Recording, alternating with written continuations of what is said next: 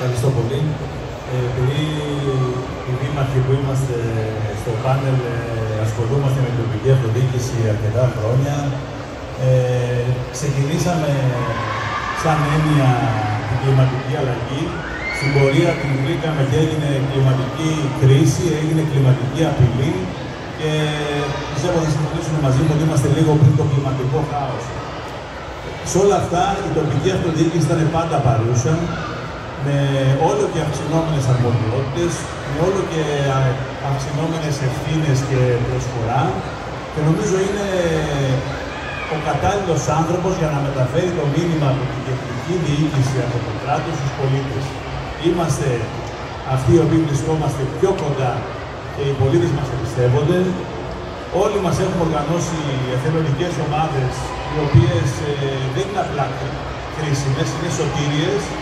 Εγώ προσωπικά έχω την δασοπροστασία Παπάου Χολαργού, η οποία ρυθμεί πάνω από 100 ενεργά μέλη.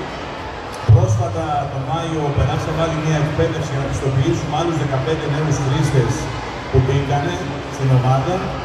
Η ομάδα έχει μέσο όρο ηλικίας 27 έτη, άρα καταλαβαίνετε ότι έχουμε πιάσει τους νέους ανθρώπους που αγαπάνε το βουνό, που αγαπάνε το πράσινο και θέλουν να προσφέρουν και να κάνουν ό,τι μπορούν για να προστατεύσουμε τον ημιτό μας.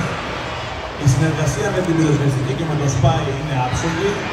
Πλέον διαθέτουμε 6 πυροσβεστικά οχήματα. Γίνονται περιπολίες καθημερινά και στα πυροφυλάκια που έχουμε, αλλά και με τα οχήματα τα οποία διαθέτουμε.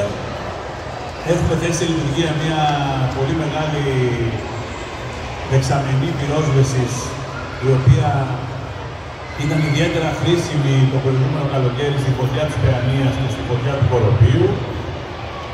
Σε αυτή την δεξαμενή μπορούν τα ελικόπτερα πολύ γρήγορα να γεμίζουν νερό έτσι ώστε να είναι άμεση η κατάσβεση.